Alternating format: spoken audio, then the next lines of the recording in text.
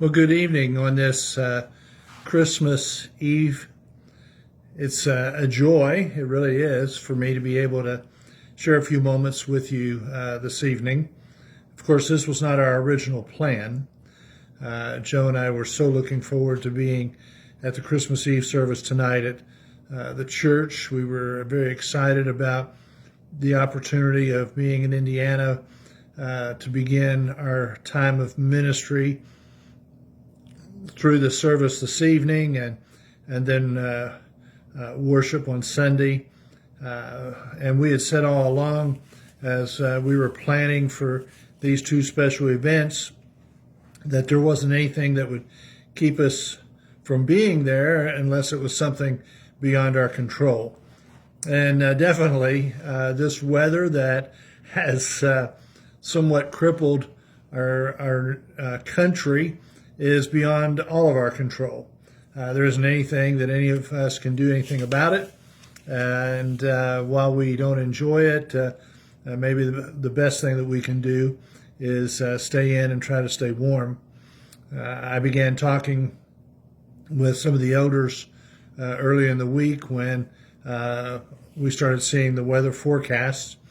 And in our conversations, each of them were telling me that they thought the best thing would be for us to stay here and not do anything,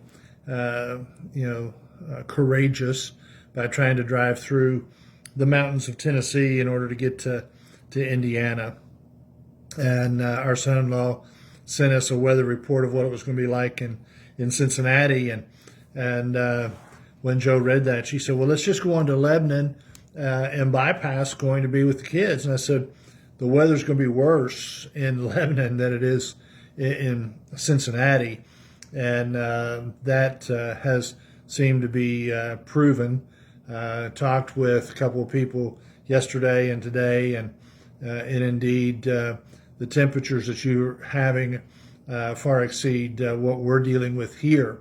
And yet here in the South, when it gets into single digits or it becomes negative temperatures with the wind chill, people around here are crazy.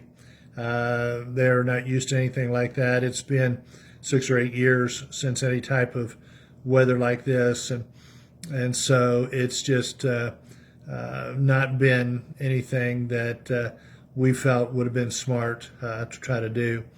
But I talked with Nathan, and we had this idea, and so I decided to do a video this evening for Christmas Eve, and we'll also have one in the morning for Christmas Day, because I really do believe that Christmas on the Lord's Day, it just doesn't happen very often, and what a great opportunity to celebrate on the Lord's Day. I had talked and even sent information ahead about the thoughts that I wanted to share this evening. And it's really not from the Gospels. It's not about the birth of Christ per se. The verse comes from 2 Corinthians, the 8th chapter. So obviously, it has nothing to do with the birth of Christ in Bethlehem. It has nothing to do about the scene that takes place with the shepherds and the angels and the wise men or anything like that. It comes about years after Christ's ministry, after his death, burial, and resurrection. It comes after a guy by the name of Saul, who was breathing out threats against the church, was converted to become the Apostle Paul. And as he's writing to the church in Corinth, a church that was just going through difficult times with the lives that they were living, even the people in the church and how they were living. Paul throws out this reminder in the 8th chapter, and I've often referred to this as one of my favorite Christmas reminders. In chapter 8, verse 9, he says, "For you know the grace of our Lord Jesus Christ, that though he was rich, yet for your sakes he became poor, so that you through his poverty might become rich." Now, there are three phrases there that always jump out at me. The first one was, he was rich. The whole idea of being rich is something that most people look forward to. It's something that they want to accomplish. It's a goal that they set. We laughed and laughed many years ago when our two oldest girls were with us, our granddaughters. We were on a trip, and one was trying to decide what she wanted to eat, and the other one said, go ahead and get whatever you want. Buddy, that's what I go by, Buddy's paying, and he's rich. You can have whatever you want. Now, obviously, I'm not rich. But according to my granddaughters, I am. And many people would like to have that feeling of overwhelming wealth, having more than enough to live on and to splurge with. Well, that's what most people think of when they think about someone being rich. But the thing that I want us to remember is that, yes, Jesus was rich, but not by the means that most people consider in our world today. Yet his wealth was infinite. We often talk about he owns the cattle on 1,000 hills. We try to point out that everything that was made by him speaking it into existence. As the possessor of heaven and earth and all therein, his wealth knew no bounds, no limits. All the works of creation were for us. Yeah, and he created all those things that we might enjoy them. And so he was rich. He was rich in possessions, but he was also rich in glory. They bowed down to worship him as God in the heavens. He was also rich in power. Now, not as a young babe born in a manger, or born in a stable and laid in a manger, but he was rich in power as God initially, and then when he came into this world, he changed for people like you and me. Someday he will come with great power. I'm looking forward to that opportunity. Many of us, maybe you included, believe that that's going to be really soon. And many of us look forward to it and hope that it's going to be really soon. He's also rich in authority. I believe that Jesus is the source of truth, the only source of truth. We use the book called the Bible that gives us guidelines and understanding, and many of those red letter words, the words of Jesus, are the ones that we find of greatest importance because he's the source of authority and the source of truth. And Paul said that though he was rich, he became poor. Just think about that. History tells us that during the first stock market crash decades ago, people who lost all of their wealth couldn't bear the idea of living without it. And many of them committed suicide because they could not stand the thought of being poor. In our modern day world, we're obsessed with things, stuff, possessions. Many parents today have spoiled their children and their grandchildren beyond any understanding. We're obsessed with giving our children the things that we never had while we were growing up. We feel sorry for those who are unfortunate or born into real poverty. We encourage our children to seek money-making professions, to do something where they can have all the money that they can make and all the things that they could want, and believing that those things are the things that bring or provide happiness. The average young person today, that's their goal, to see what they can accumulate. And the thought of being poor just doesn't provide any substance of desire. Jesus left the things of glory, the majesty of heaven. And he came into earth as a tiny baby, born of peasant parents, growing up in a town that was as poor could get. One of the apostles, Nathaniel, referred to it as saying, "Could anything good come out of Nazareth?" So he had no wealth. His parents had no inheritance to provide for him. At the time of his birth, they didn't even have enough financial aid to buy the type of sacrifice that was to be offered to celebrate his birth.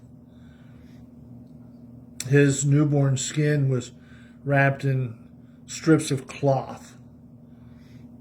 He was raised by peasant parents,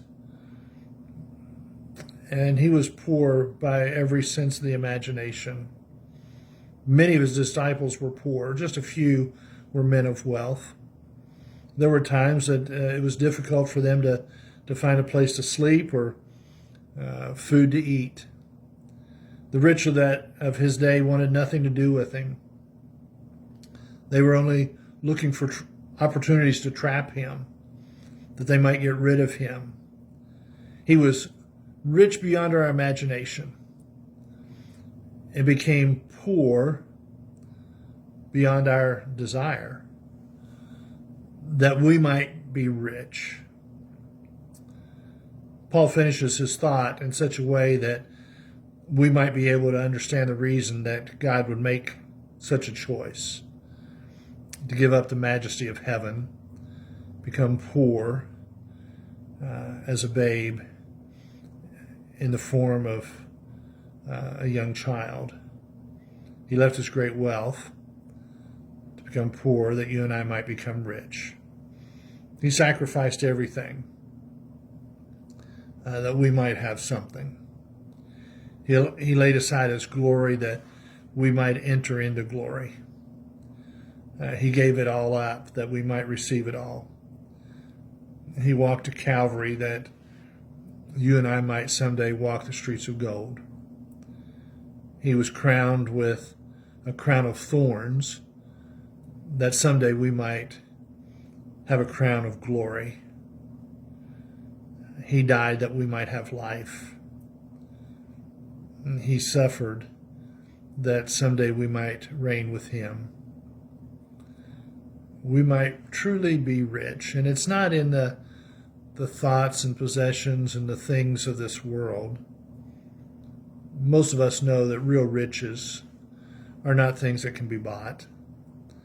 Riches are in family and friends, blessings that come our way that are undeserved. At the very heart of this verse, we're told that the reason for this demonstration of his grace is for our sake. That's the secret. That's the reason of this time of year that we celebrate. That's the answer to the question of why would he do this? Why would he choose to cast off his riches and become poor? The answer is very simple, that we might be rich.